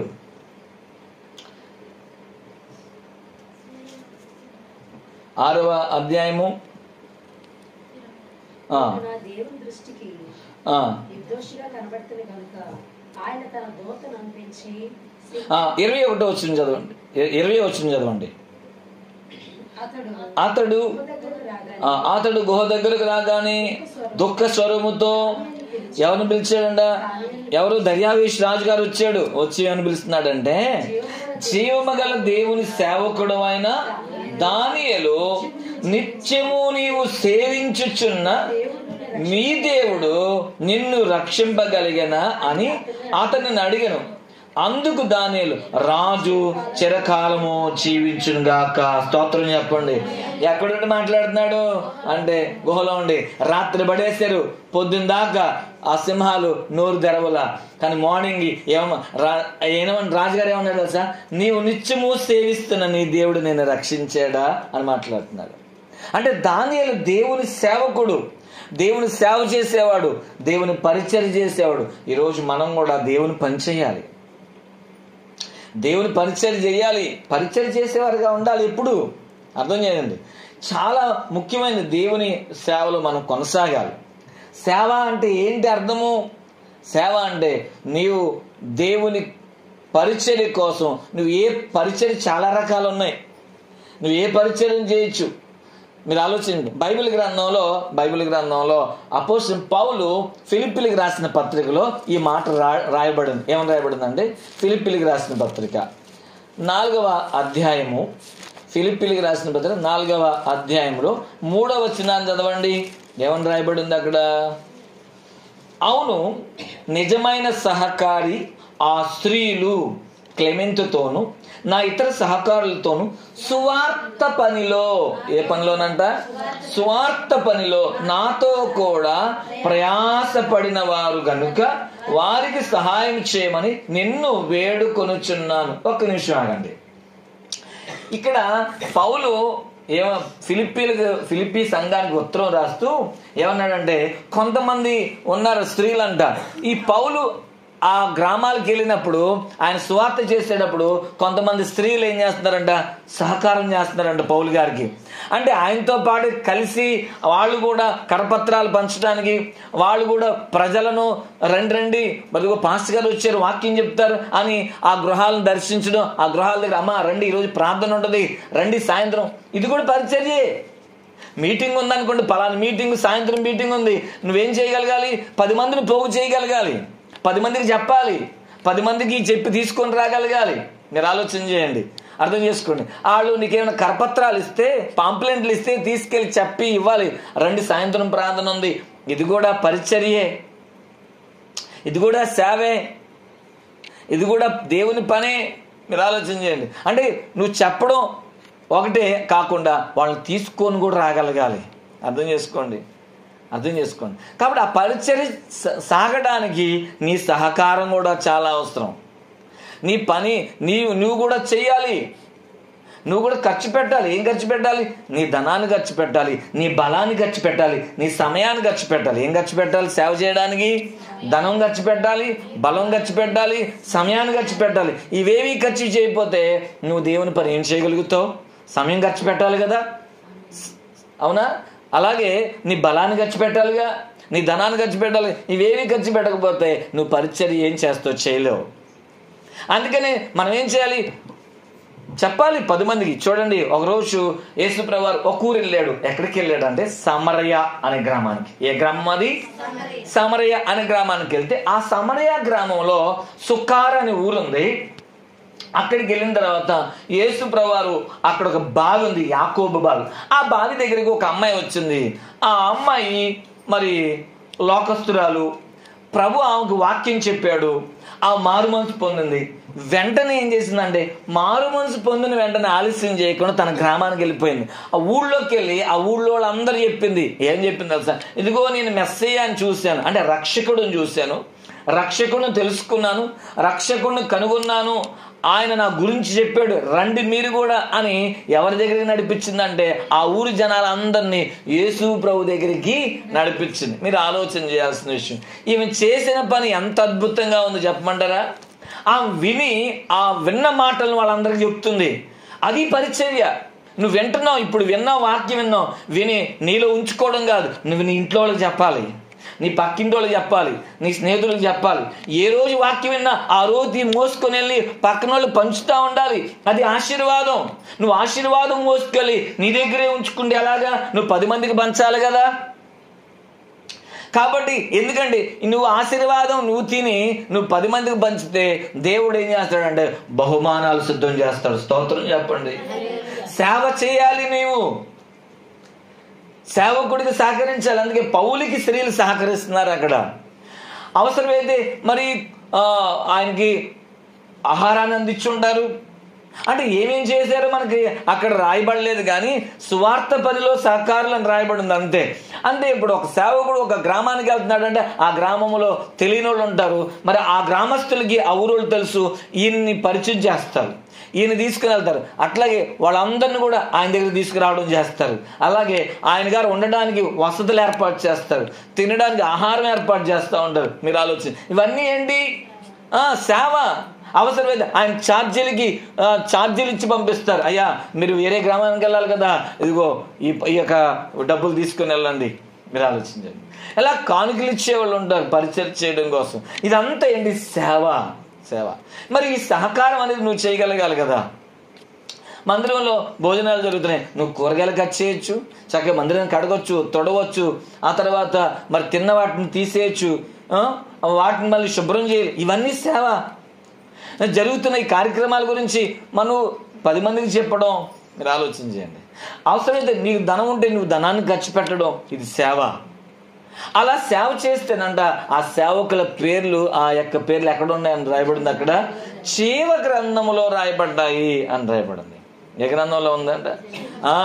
నీ ధనాన్ని, నీ బలాన్ని, నీ యొక్క సమయాన్ని నువ్వు ఖర్చు పెడితే నీ పేరు ఎక్కడ రాయబడిందంటే జీవ గ్రంథంలో రాయబడింది. అందుకని బైబిల్లో అంటాడు, మత్తయి సువార్త 6వ అధ్యాయంలో 19వ వచనంలో ఏమంటాడు, భూమి మీద నీ ధనాన్ని కూర్చుకోవద్దు, పరలోకంలో భూమి మీద కూర్చుకోవడానికి పరలోకంలో కూర్చు తేడా ఏంటి అంటే, భూమి మీద కూర్చుకోవడానికి నువ్వు ఒక్కదానివే, నీకోసం నువ్వు బ్రతుకుతావు, నీకోసం బ్రతుకుతావు, ఆ డబ్బులు నీకోసం ఖర్చు పెడతావు, నీ కుటుంబం కోసం ఖర్చు పెడతావు, కానీ పేదవాడికి సహాయం చేయవు. అర్థమైందా? అదే దేవుని పని జరగాలని నువ్వు గుప్పిళ్ళు విప్పవు, అప్పుడు ఏం జరుగుద్ది? నీకోసమే డబ్బులు ఖర్చు పెట్టుకున్నావు, నీకోసం దాచుకుంటున్నావు. అంతేదాన్ని దేవుని కోసం ఖర్చు పెట్టట్లా, దేవుని కోసం ధనాన్ని ఖర్చు చేయట్లా, పేదవాడికి సహాయం చేయట్లా. అప్పుడు నీ ధనము పరలోకంలో ఎలా కూర్చబడుద్ది? నీ ధనం పరలోకంలో కూర్చోబెట్టాలంటే నువ్వేం చేయాలి? పేదవాడికి సహాయం చేయాలి. దేవుని సేవ జరగడానికి కూడా నువ్వు ధనాన్ని ఖర్చు పెడితేనే మాత్రమే నీ ధనం ఎక్కడ కూర్చబడుద్దో తెలుసా? పరలోకంలో కూర్చబడదు. నీ కోసం ఖర్చు పెట్టుకుంది ఏం పరలోకంలో కూర్చబడదో, ఇది గుర్తుపెట్టుకోవాలి. నీ కోసమే అన్నిటినీ ఖర్చు పెట్టుకొని దాచుకుంటే అది పరలోకంలో కూర్చోబెడదు, కానీ నువ్వు దేవుని కోసం ఖర్చు పెట్టిన ప్రతి రూపాయి పరలోకంలో కూర్చోబెడద్ది, అర్థం చేసుకోవాలి. కాబట్టి అందుకని సేవ, దానియేలు సేవకుడు, సేవ చేసేవాడు అనమాట. 5 విషయాలు. 6వ విషయం ఏంటో తెలుసా?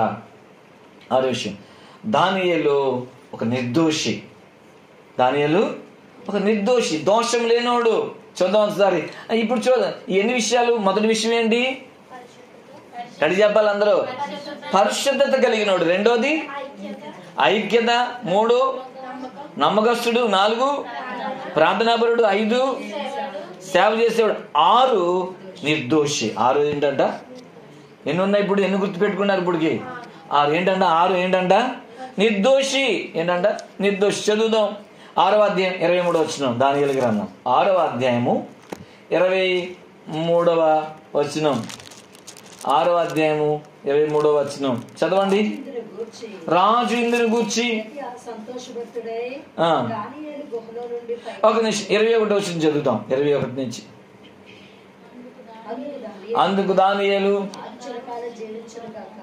రాజు చిరకాలము జీవించునుగాక, నా దేవుని దృష్టికి నిర్దోషిగా కనబడదు కనుక ఆయన తన దూతలను సింహములు నాకు ఏ హానియు చేయకుండా వాటి నోళ్లను మోయించను. స్తోత్రం చెప్పండి. ఇక్కడ ఏమని రాయబడింది చూసారా ఎంత అద్భుతంగా?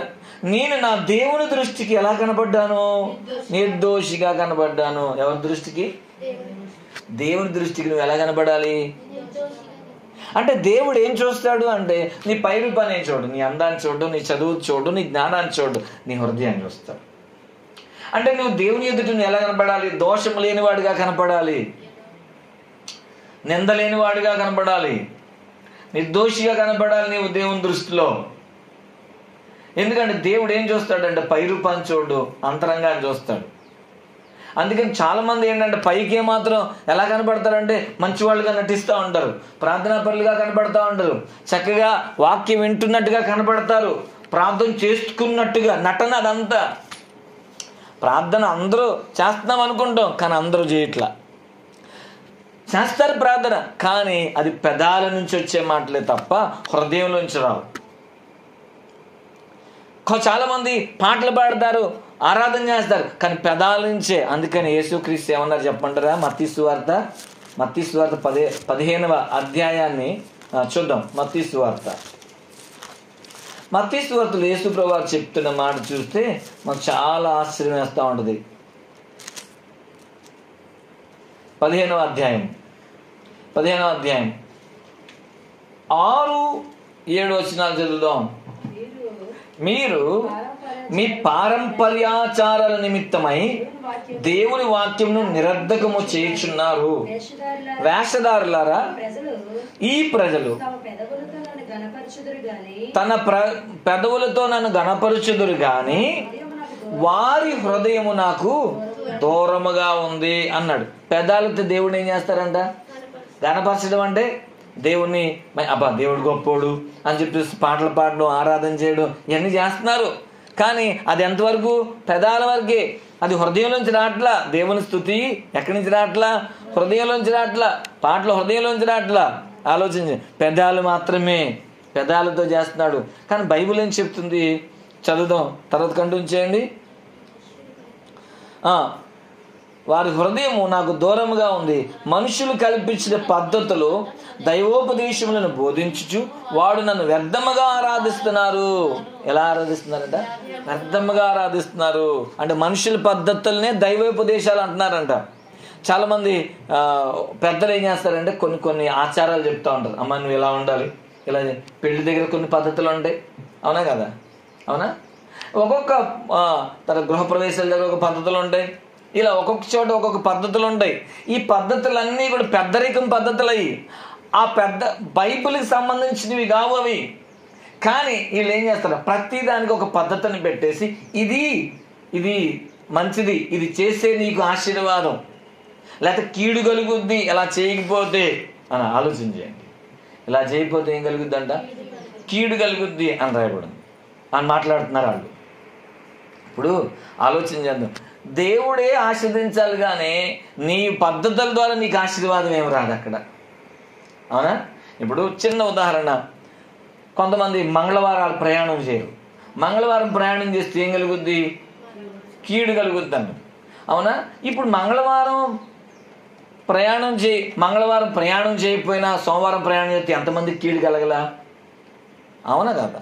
అంటే ఇట్లా కొన్ని పద్ధతులు. లేకపోతే ఎవరైనా విధవరాలు వస్తే వాళ్ళు వెళ్ళరు, ప్రయాణం చేయరు, అవునా? అలాగే పిల్లలు లేని ఒక స్త్రీ ఉందనుకో, ఆమెకి పిల్లలు ఎవరో, ఆమెకి ఏమెవరో చూసారా? ఏంటో కీడు కలుగుద్ది. దేవుడు ఆశీర్వదించాలి కానీ ఈ పద్ధతులన్నీ ఏంటి? ఈ పద్ధతుల గురించి ఏం మాట్లాడారు వాళ్ళు? ఎలా చెప్తారండి?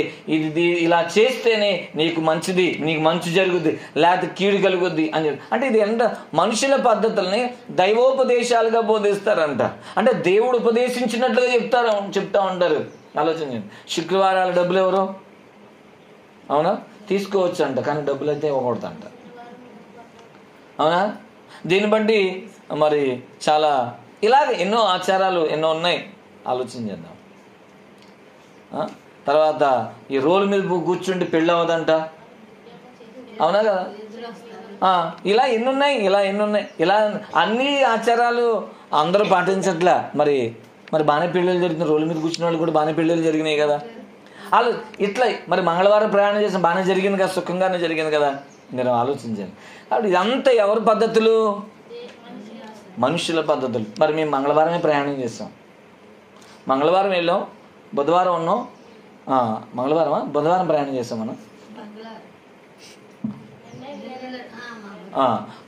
మేము చాలాసార్లు మంగళవారం ప్రయాణాలు చేస్తాం. మంగళవారాలు చేసాం, క్షేమంగా దేవుడు తీసుకొచ్చాడు. స్తోత్రం చెప్పండి.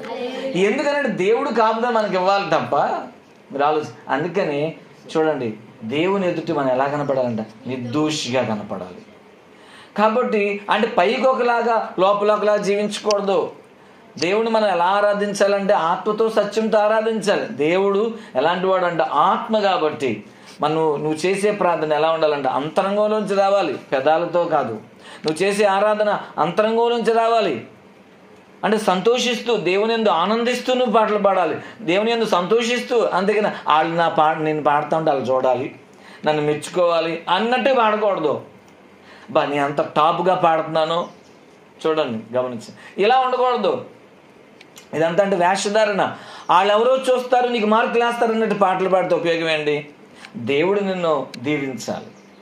వాళ్ళు ఎవరో చూస్తారని నువ్వు ప్రార్థన చేస్తే ఏం ప్రయోజనం? వాళ్ళెవరో చూస్తారు, వాళ్ళెవరో చూసి నన్ను ఇవెంత ప్రార్థన చేస్తుందా, ఇంత వాక్యం చదువుతుందా అని చెప్పుకుంటారన్నట్టుగా నువ్వు చేయకూడదు. ఏదైనా నువ్వేది చేసినా కూడా ఎలా ఉంటుంది, దేవునికి మహిమ వచ్చేటట్లుగా చేయాలంట. స్తోత్రం చెప్పండి. కాబట్టి దేవుని ఎదుట మనం ఎలా కనపడాలి, నిర్దోషిగా కనపడాలి మనం. అంటే దోషం దేవుడు కూడా వెతకకూడదు, కనపడకూడదు. కాబట్టి మనం దేవుని ఎదుట అలాగ లాస్ట్ చివరిదిగా చెప్పి ముగిద్దాం. 6 చెప్పాను. మొదటి చెప్పండి, మనం దానియేలుకున్న లక్షణం పరిశుద్ధతను కాపాడుకున్నాడు. 2వది ఐక్యత. 3వది నమ్మకస్తుడు దానియేలు. 4వది ప్రార్థనాపరుడు దానియేలు. 5వది దేవుని సేవ చేసేవాడు దానియేలు. 6వది నిర్దోషిగా ఉన్నాడు దేవుని దగ్గర. 7వది దానియేలు భక్తి కలిగినోడంట. దేవుని యందు భక్తి కలిగినోడు, చాలా భక్తి కలిగినోడు. 23వ వచనం చదువుదాం. దానియేలు గ్రంథం 6వ అధ్యాయం 23వ వచనం ఏం రాయబడింది అక్కడ? 6వ అధ్యాయం 23వ వచనం చదవండి.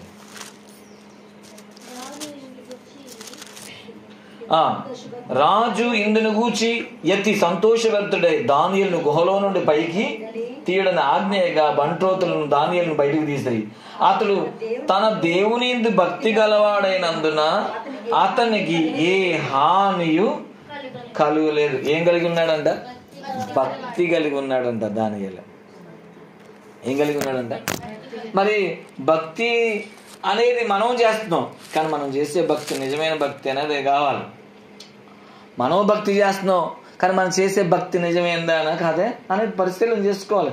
ఎందుకంటే దేవుడు ఏం చేస్తాడు, తోస్తాడు. మన భక్తిని ఆయన కొలువులో పెట్టి కాలుస్తాడు. తెలిసిపోయింది, బంగారాన్ని కాల్చినప్పుడు అది ఒరిజినల్ డూప్లికేట్ తెలిసిపోయింది. అవునా? దానిలో ఎంత శాతం బంగారం ఉంది, ఎంత శాతం వేస్ట్ ఉందో తెలిసిపోయింది కదా. కాబట్టి నీ భక్తి కూడా అలాగే తేలిపోయింది, ఎంత నువ్వు భక్తి కలిగి ఉన్నావు. ఈ భక్తి ఎప్పుడు తెలుస్తుందో తెలుసా? శ్రమ వచ్చినప్పుడు నువ్వు నిలబడినప్పుడు నీ భక్తి తెలిసిపోయేది. శ్రమ వచ్చినప్పుడు నీ భక్తి తెలిసిపోయేది, నువ్వు ఎంత భక్తి కలిగిన వాడు వ్యక్తివి అని అర్థం చేసుకోవాలి. కాబట్టి ఎందుకంటే అనేక రకాల శోధనలు వస్తాయి మనకి. శోధన వచ్చినప్పుడు మనం జారిపోకూడదు. జారిపోయావంటే నీ భక్తి ఏమైపోయింది. శోధన వచ్చి నువ్వు పడిపోకూడదు. శోధన వచ్చింది కదా అని చెప్పేసి ప్రార్థించడం మానకూడదు, దేవుని మందిరం రావడం మానకూడదు, దేవుని వాక్యం చదవడం మానకూడదు, దేవుని ఆరాధించడం మానకూడదు, దేవుని స్తుతించడం మానకూడదు. ఎందుకంటే ఖచ్చితంగా నీ భక్తి నిన్ను ఖచ్చితంగా కాపాడుతుంది. నువ్వు చేసే భక్తి ఖచ్చితంగా రక్షిస్తుంది నిన్ను. దానియేలుని అతని భక్తి అతన్ని కాపాడింది. ఎక్కడి నుంచి? సింహపు భూమిలో నుంచి. దేవునికి స్తోత్రం చెప్పండి. కాబట్టి నీ భక్తి విషయంలో నువ్వు నమ్మకం కలిగి ఉండాలి. భక్తి విషయంలో నువ్వు ఏమాత్రం కూడా నిర్లక్ష్యం చేయదు. ఎంత శ్రమ వచ్చినా చూడండి, బైబిల్ గ్రంథంలో 1వ అధ్యాయం యాకోబు రాసిన పత్రిక 12వ వచనంలో ఏముందంటే, శోధన సహించువాడు ధన్యుడు, అతడు శోధనకు నిలిచిన వాడై ప్రభు తను ప్రేమించిన వారికి వాగ్దానం చేసిన జీవ కిరీటం పొందుకుంటాడంట. భక్తి కలిగిన వాళ్ళు కూడా శోధనలు వస్తాయి, కానీ శోధన వచ్చినా కూడా ఏం జరుగుతుందో తెలుసు. నువ్వేమవ్వకూడదు అంటే జారిపోకుండా చూసుకోవాలి కదా. భక్తి అనేది చాలా చూడండి, కొంతమంది భక్తి పాడైపోయింది. ఏ విషయంలో పాడైపోయింది? ఎక్కువగా భక్తి పాడేది ఏంటో తెలుసా అండి? చూద్దాం. యాకోబు రాసిన పత్రిక 1వ అధ్యాయం 20వ వచనం చదువుదాం. యాకోబు రాసిన పత్రిక 1వ అధ్యాయం 20వ వచనం. ఎవడైనను నోటికి కళ్ళెం పెట్టుకొనక తన హృదయమును మోసపరుచుకొనుచు భక్తి గలవాడని అనుకుని ఎడల వాని భక్తి వ్యర్థమే. ఏంటంట? ఎవడైనాను దేనికి కళ్ళెం పెట్టుకోలేకపోతే నోటికి కళ్ళెము పెట్టు కొనని ఎడల. నోటికి ఏం పెట్టుకోవాలంట? కళ్ళెం పెట్టుకోవాలంట. ఎందుకు నోటికి కళ్ళెం పెట్టుకోవాలి అంటే చూద్దాం ఒకసారి. యోబు గ్రంథం 15వ అధ్యాయం. ఎందుకు నోటికి కళ్ళెం పెట్టుకోవాలి? యోబు గ్రంథం 15వ అధ్యాయం 3వ వచనం చదవండి. యోబు గ్రంథం 15వ అధ్యాయం 3వ వచనం. యోబు గ్రంథం 15వ అధ్యాయం 3వ వచనం. యోబు గ్రంథం 15వ అధ్యాయం 3వ వచనం.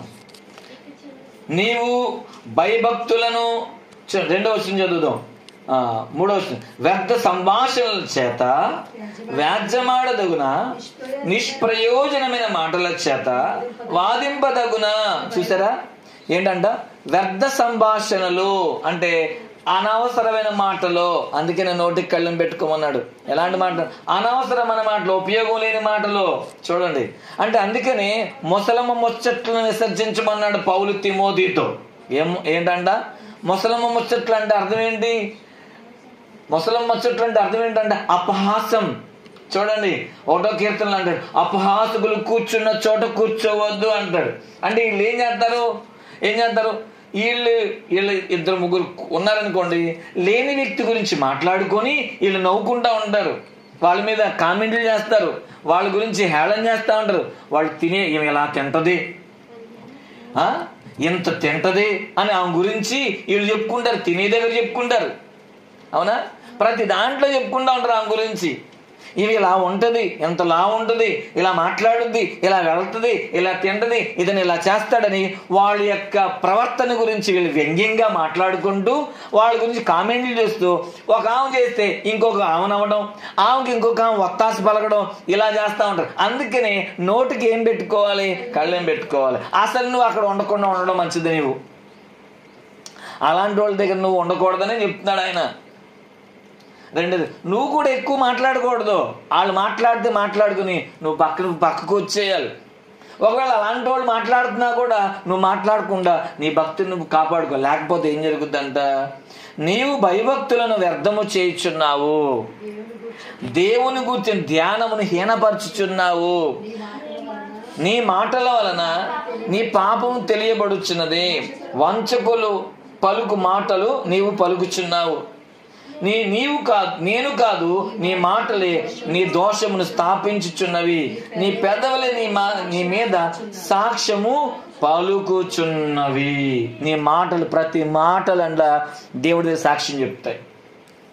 అందుకని మత్తయి సువార్త 12వ అధ్యాయము, మత్తయి సువార్త 12వ అధ్యాయము, మత్తయి సువార్త 12వ అధ్యాయము 36వ వచనం 37వ వచనం చదువుదాం. నేను మీతో చెప్పినదేమనగా, మనుషులు పలుకు వ్యర్థమైన ప్రతి మాటను గూర్చియు విమర్శ దినమున లెక్క చెప్పవలెను అని రాయబడింది అక్కడ. మనుషులు పలుకు ప్రతి వ్యర్థమైన మాటలు, పనికిరాని మాటలు, అవసరం లేని మాటలు, ముసలం ముచ్చట్లు. ఏం చేస్తాం? గుమ్మంలో కూర్చోవడం, అదా, మెట్ల మీద కూర్చోవడం, అక్కడ కూర్చోవడం, ఇక్కడ కూర్చోవడం, 2-3 కూర్చుకొని ఏం చేస్తూ ఉంటారు? వాళ్ళ గురించి, వెళ్ళే వాళ్ళ గురించి, పోయే వాళ్ళ గురించి మాట్లాడుకుంటూ, లేదా ఎక్కడైతే వాళ్ళు ఉంటున్నారో ఆ బ్లాకుల్లో, ఆ గృహాల దగ్గర వాళ్ళ గురించి మాట్లాడుకుంటూ వీళ్ళు ఏం చేస్తూ ఉంటారంట? నవ్వుకుంటూ, హేళన చేసుకుంటూ చేస్తూ ఉంటారు. వీళ్ళకి ఇదే పని, ఇంక వేరేదేం లేదు, నో ఆప్షన్. వీళ్ళకి ఏంటి? వీళ్ళకి ప్రార్థన లేదు, వీళ్ళకి భక్తి లేదు, వీళ్ళకి దేవునితో సంబంధం లేదు. వీళ్ళు ఏం చేయాలి తెలుసా? చక్కగా కూర్చొని ఇదే కాలక్షేపం చేయాలి. మరి టైం పాస్ ఎలా ఉంటుంది? ఎందుకంటే టీవీతో కాసేపు గడుపుతారు, బయట వాళ్ళతో కాసేపు గడుపుతూ ఉంటారు. వీళ్ళు ఏం చేస్తారు? నీలాంటి వాళ్ళు కూడా చెడగొడతారు. రా కూర్చో, ఎప్పుడు వెళ్ళి చర్చే, పద్దాకి వెళ్ళాలండి, ఒకరోజు కూర్చో అని చెప్పేసి నిన్ను కూడా కూర్చోబెట్టేసి నీతో కూడా సోది చెప్తూ ఉంటారు. నీతో కూడా ఆ మాటలు, ఈ మాటలు, అన్ని మాటలు వస్తూ ఉంటాయి. అందుకే వ్యర్థ సంభాషణలు రాకూడదు. రాజకీయాల గురించి మాట్లాడి ఆ రాజకీయవేత్తలను తిట్టడం, లేకపోతే ఈ ఇరుగు పొరుగు వారి గురించి మాట్లాడి వాళ్ళని తిట్టడం, లేకపోతే కామెంట్లు చేయడం, లేకపోతే ఆడిలాగా ఉన్నాడు అనడం, ఈమెలాగా ఉందని చెప్పడం, ఇలాంటి మాటలన్నీ చివరికి ఏం చేస్తారు? నీ గురించి కూడా తిడతారు వాళ్ళు. తీర్చి మళ్ళీ మొత్తం చుట్టి మళ్ళీ నిన్ను కూడా హేళన చేస్తారు వాళ్ళు. అర్థమవుతుందా? చూడండి, అందుకోసం మనం ఏం చేయాలి? మనం కంట్రోల్లో ఉండాలి, మన నోటిని కంట్రోల్ పెట్టుకోవాలి, మనం అక్కడ చేరకుండా ఉండాలి. అందుకని అపహాసకులు కూర్చుని చోట కూర్చోవద్దు. నీ నోటికి నువ్వు కళ్ళెం పెట్టుకో. వాళ్ళు మాట్లాడారే నువ్వు మాట్లాడబాక, వాళ్ళు వాగారే నువ్వు వాగబాక. నువ్వు చాలా జాగ్రత్తగా ఉండాలి. అప్పుడే నీ భక్తి నువ్వు కాపాడుకున్నట్లే. అందుకని బైబిల్లో ఒక మాట, జ్ఞానం కలిగినోడు అంట మౌనంగా ఉంటాడంట. జ్ఞానం కలిగినోడు ఎప్పుడు కూడా ఎలా ఉంటాడు? ఎక్కువ మాట్లాడు, అవసరమైన విషయాలు మాట్లాడతారు. ఒక మాట చెప్పి నేను ముగిస్తా, మీరు ఆలోచించండి. 7 చాలే, ఎక్కువ అయితే మీకు అరాయించుకోలేరు, టైం అయిపోయింది. రైట్, ఓకే, నాకు తెలుసు నువ్వు సైజ్ చేస్తున్నావని. రైట్, గమనించాల్సిన విషయం ఇప్పుడు 7 చెప్పు చూడకుండా, ఒకటి 8వ చెప్తా నేను. పరిశుద్ధత, ఐక్యత, అనుమానం వస్తుంది అప్పుడే. ఇప్పుడు 7 దగ్గర తర్వాత 4 ఆమె చెప్పాలి, ఆమె 8 చెప్పమంది కాబట్టి. 4 ఏంటి? 5 6 అక్కడ అందించారు. 7 అది. కాబట్టి టకటక చెప్పలేదు, నువ్వు ఫెయిల్ అయిపోయావు. రైట్, ఓకే, మంచిది. మనం ఆలోచన చేద్దాం, అర్థం చేసుకోవాలి. కాబట్టి మరి దేవుని దగ్గర మన భక్తిని మనం జాగ్రత్తగా కాపాడుకుంటూ ఉండాలి. అందుకనే మన భక్తి ఎక్కడ తెలిసిపోయింది? మన మాటలను బట్టి తెలిసిపోతూ ఉంటాయి. అది చూడండి, కొంతమంది ఎప్పుడు వాగుతూనే ఉంటారు, వాగుతూనే ఉంటారు. వాళ్ళ నోటికి ఏముండవు, హద్దులు ఉండవు అన్నమాట. ఇంకా ఎప్పుడు కంటిన్యూ మాట్లాడతారు, ఏదో అవసరం లేని మాటలు కూడా మాట్లాడుతూ ఉంటారు. అందుకని విస్తారమైన మాటల్లో దోషం ఉండక ఆనవాలి. కాబట్టి ఈ మాటలే మనల్ని ఎక్కడ తీసుకెళ్తే నేరారోపణ చేసి దేవుని దగ్గర నిలబెట్టేస్తే మనల్ని. అందుకే మనం జాగ్రత్తగా ఉండాలి, ఎక్కువ మాట్లాడబాక. ఇంకో విషయం చెప్పాలి, ఎక్కువగా మాట్లాడే వాళ్ళ ఆయుష్ కూడా తగ్గిపోయిద్దంట తెలుసా. ఎవరైతే ఎక్కువ మాట్లాడతారో వాళ్ళ ఆయుష్ తగ్గిపోయింది. ఎందుకని తెలుసా, శక్తి పోయింది కదా మాటల్లో, ఎక్కువ శక్తి పోయింది, బయటికి వెళ్ళిపోయింది. అందుకే నువ్వు తక్కువ మాట్లాడు, ఆరోగ్యంగా ఉండు. అలాగే ఆ సమయాన్ని చక్కగా దేవుని వాక్యం చదువుకో, చక్కగా ధ్యానం చేయి, ప్రార్థన చేసుకో. అవసరమైతే వాళ్ళైతే సొల్లు చెప్తున్నారు కదా, వాళ్ళకి నీ దేవుని వాక్యం చెప్పు. కాబట్టి ఒకరోజు కాదు, ఒకరోజైనా ఏం చేస్తారు వాళ్ళు, నువ్వు వెళ్ళినప్పుడల్లా దేవుని వాక్యం గురించి చెప్తున్నావు అనుకో, అసలు నిన్ను పిలవరు కూడా. వాళ్ళు ఏం వస్తుంటే వాక్యం చెప్తుందిరా బాబు అని చెప్పి పిలవరాడు. అది నీకు ఇంకా మంచిది. వెళ్ళినప్పుడు వాళ్ళు పిలిచారనుకో, దేవుని గురించి చెప్పు. పిలవలేదనుకో, చక్కగా ప్రార్థన చేసుకో, వాక్యం చదువు. మళ్ళీ అవకాశం ఉంటుంది, మళ్ళీ వాళ్ళకి ఎప్పుడైనా సరే నువ్వు దేవుని గురించి చెప్తున్నావు అనుకో, ఇంకా మళ్ళీ నిన్ను అలాంటి దాంట్లోకి నేను లాగరు కూడా. కాబట్టి ఈరోజు వాక్యం విన్న మీరు గమనించాలి, దానియేలుని దేవుడు ఎలా వర్ధిల్ల చేశాడో నిన్ను కూడా ఆ విధంగానే వర్ధిల్ల చేస్తాడు. స్తోత్రం చెప్పండి. దానియేలు వర్ధిల్లడం సామాన్యంగా వర్ధిల్ల చేయలేదు దేవుడు. ఎంత గొప్పగా అంటే ఒక బానిస తీసుకెళ్ళి ఎక్కడ పెట్టిస్తాడు, పెద్ద అందలం ఎక్కిచ్చేసాడు దేవుడు. ఆ దేశంలో 120 మంది అధిపతులు ఉన్నారు, మంత్రులు ఉన్నారు. వాళ్ళందరికన్నా దానియేలు ప్రముఖుడు. అలాంటి ఉన్నత స్థాయిని దేవుడు నీకు, నీ కుటుంబానికి, నీ పిల్లలకి దేవుడు అనుగ్రహించును గాక. ప్రార్థన చేసుకుందాం, తల వంచండి.